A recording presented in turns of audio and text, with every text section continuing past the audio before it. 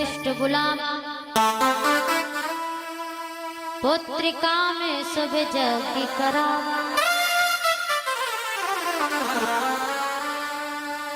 जिस समय श्रृंगी ऋषि जी आए, यज्ञ हुआ और अथर्ववेद के मंत्रों के द्वारा, वेद के मंत्रों के द्वारा जब यज्ञ किया गया, दुनिया के लोगों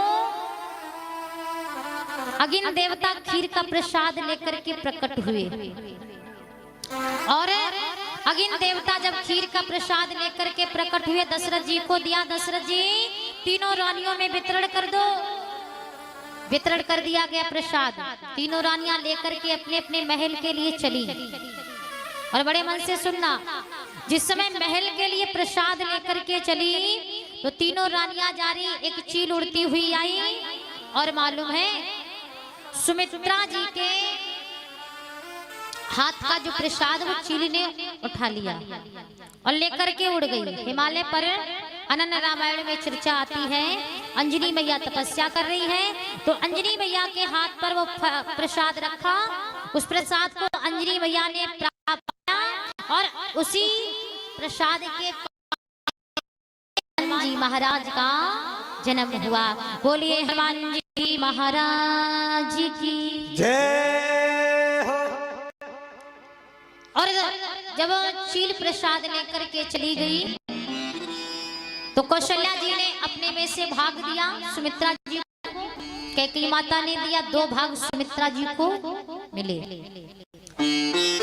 तीनों रानियां गर्भवती हैं और माता जब तीनों रानियां गर्भवती हो गई तो वशिष्ठ जी तीनों रानियों के महल में जाते हैं। क्यों जाते हैं बोलो जरा माताओं, क्यों जाते हैं वशिष्ठ जी? सुंदर कहानी सुनाने, कथा सुनाने। क्यों? काल की अवस्था में माताएं जैसे संयम नियम का पालन करती हैं, उनके घर में बोल दो जरा वैसी संतानें जन्म लेती है।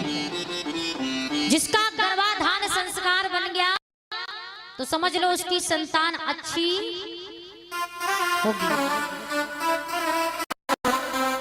हमारे शास्त्र कहते हैं कि जब स्त्री गर्भवती हो उसको कथा सुननी चाहिए, सुंदर चित्रों का, सुंदर तस्वीरों का, भगवान का या वीर वीरांगनाओं की तस्वीर बोल दो जरा देखनी चाहिए।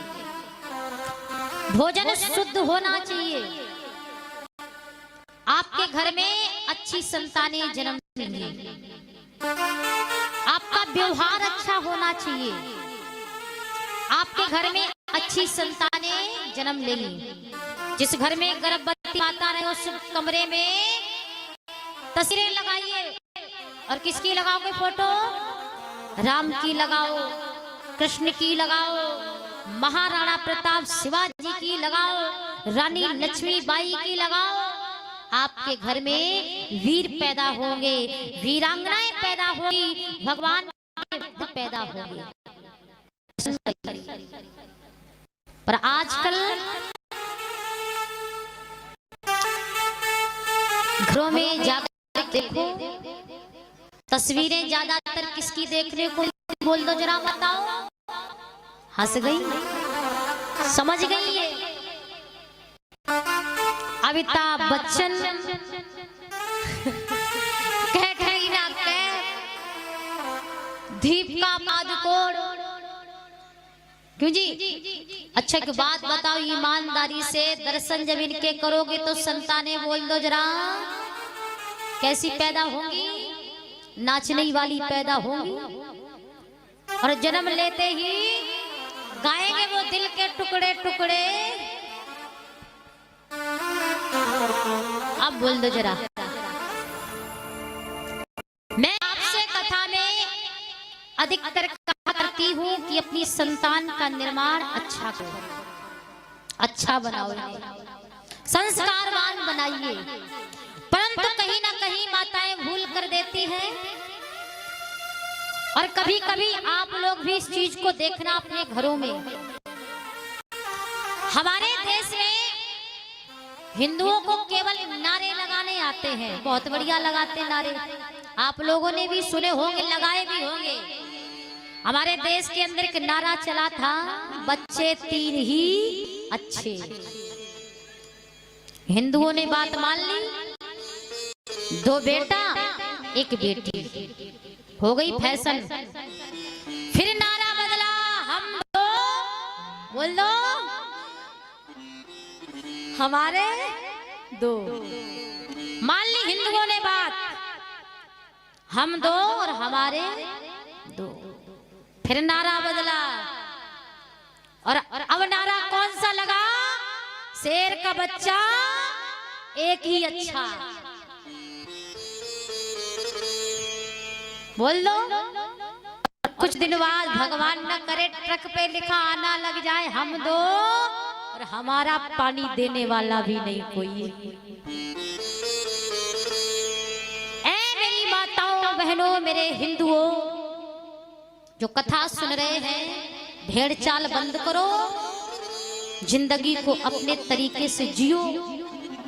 कितने भी नारे देश में लगे हो, और उन लोगों को जरा देखना, वो कहते हम 2 हमारे 12, और 12 के 15 हो जाएंगे नहीं। और तुम बोल, कभी सोचा करो, हिंदुओं के पतन के दिन अगर इसी प्रकार से चलता रहा तो ज्यादा दूर नहीं है, ज्यादा दूर नहीं है वो दिन, वे हिंदू रोने ना लग जाए। ऐसे ही करते रहो। इसलिए इस भेड़ चाल को बंद करो। हमें करना क्या, सोचो जरा, कभी सोचा करो। और जिन राम जी की कथा को आप सुन रहे हैं, उन राम जी की चर्चा पता है, आप जितने लोग बैठे हैं कई बार सुनी होगी। रामायण कितने घरों में है? हाथ उठाओ। बाकी सब लोग अपने अपने घर में रामायण रखो। हिंदू हो, उनके घरों में जाकर देखना और पूछ लेना, और तुम अपने आप को हिंदू कहते हो, रखो रामायण और पढ़ा करो। एक चौपाई पढ़ लो, समझ लो हो गया। अगर प्रतिदिन एक एक चौपाई भी पढ़ती रही, उसके बारे में विचार करती रही, जीवन में उतारते रहे, तो जरूर राम राज्य वाला सपना पूरा हो जाएगा। और जिन राम जी की कथा आप सुन रहे हो, उन राम जी के जीवन चरित्र को कभी खोल करके पढ़ना। राम जी ने तो कोल भीलों को गले से लगाया, प्रेम किया, और आपने क्या किया? हिंदुओं ने क्या किया? छोटी जात के हैं, इस जाति के हैं, दूर रहना, हम श्रेष्ठ हैं। और छोटी छोटी कर कर ये छोटे हैं, छोटे हैं। और हिंदुओं ने अपने ही भाइयों को बोल दो जरा अलग कर दिया। और जब अपने ही भाइयों को अलग किया, तो या तो उन्हें चादर वाले ले गए या उन्हें फादर वाले ले गए। बोलो हकीकत है कि नहीं है? या तो वो चादर वाले उनको ले गए, सम्मिलित कर लिया उन्होंने, या फिर फादर वाले ले गए, उन्होंने कहा हमारे यहाँ कोई जाति आती नहीं।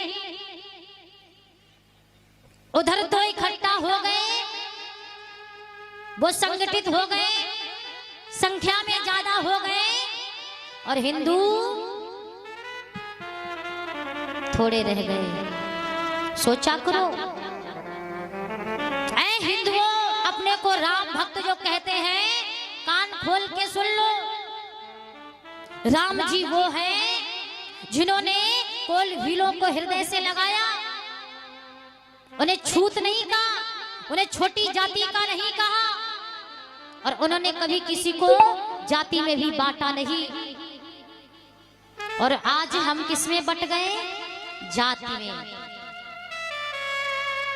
और जाति में बट गए। और इसी प्रकार से अगर यही चलता रहा, जाति में बंटते रहे, तो देख लेना आगे परिणाम। आप सब समझदार हैं, सब जानकार हैं। कोई कहता हम ब्राह्मण हैं, कोई कहता हम ठाकुर हैं, कोई कहता हम यादव हैं, कोई कहता हम कुर्मी हैं, कोई कहता हम बनिए हैं। बने रहो, ऐसे ही बने रहो, ऐसे ही जाति में बंटते रहो। मैं एक बात कहना चाहती हूँ, कंधों से